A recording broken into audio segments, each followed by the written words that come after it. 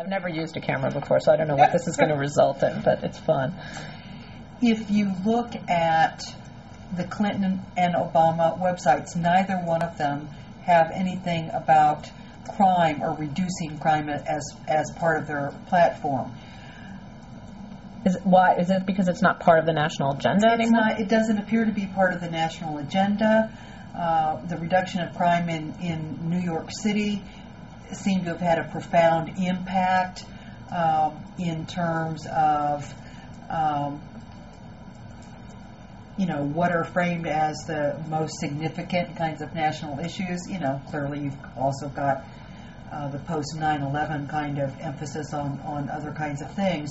But we haven't even had really an urban agenda, and at least, we're getting some discussion about the need to have an urban agenda. But at some of the sort of urban affairs conferences that I attend, what people are saying is that we need to talk about a metropolitan agenda because urban sounds too old-fashioned, and we're only talking about crime and poor people when this is a much bigger kind of thing. I think also because people associate crime so closely with New York and LA, it's not on anybody's radar screen that crime is increasing in St. Louis or Memphis or places like that. It just doesn't register. Well, and I also think, there has been in these very cities, and I think the medium-sized cities are the clearest cases, there's been so much depopulation of people who could afford to move that if you're in Collierville, Tennessee, then you might be shocked at crime in Memphis.